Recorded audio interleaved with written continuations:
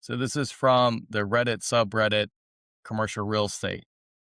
How is it that landlords get away with passing major ownership expenses on to tenants? Sure, contracts say what they say and tenants agree to it. It's just always surprised me that tenants eat everything on behalf of a landlord. Taxes, insurance, CAM, like something totally outside the control of the tenant, breaks or needs maintenance and the landlord just passes it on to their tenant.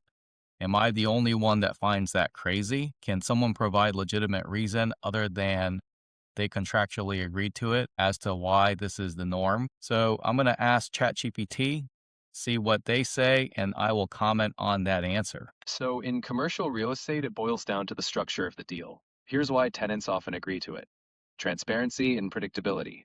Pass through expenses like common area maintenance, property taxes, and insurance are typically disclosed upfront. Tenants know they'll be sharing in those costs, so the lease rates reflect that. Control of base rent: by separating the base rent from variable costs, landlords can keep base rents lower and more competitive. If landlords had to eat all those fluctuating costs, the base rent would likely be higher, market norm. It's standard practice in commercial leasing. Tenants expect it and often have leverage to negotiate caps, audits, or limits on certain pass-throughs.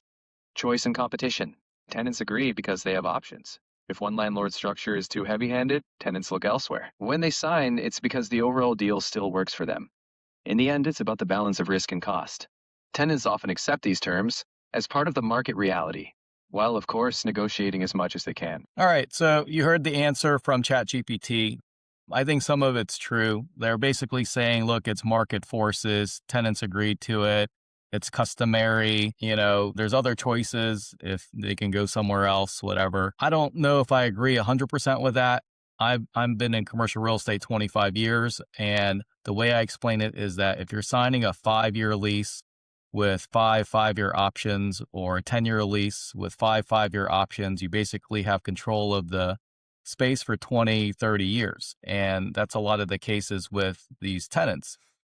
And unlike residential leases that every year you get to reset the rent, and if the expenses go up, you get to reset the rent up. And that's a large reason why rents have gone up, actually. Real estate taxes go up, for residential, that is, for multifamily. Real estate taxes go up, insurance goes up, the cost of maintenance goes up, right? But for commercial real estate, it's a long-term lease, so you have to have some inflation hedge. And frankly, if a tenant, one of these commercial tenants, they have money, they are deciding, do they buy their own building or do they rent? And guess what? If you bought your own building, you still have the fluctuations in real estate taxes, insurance, common area maintenance, and major repairs. And you can say, sure, but then they own the building.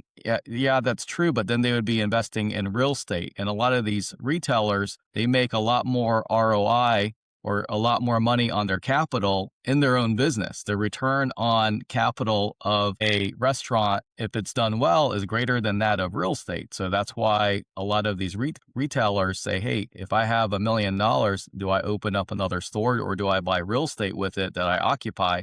They go open up a bunch of more stores. And so I think it's because it's long-term leases, and also that the tenants would have pay these anyways if they own, and they're choosing not to own because the best use of their capital is actually in their business model. Let me know if you agree or not. This is my YouTube channel, HueChenCRE. I talk about all things commercial real estate, especially shopping centers. Hope you enjoyed.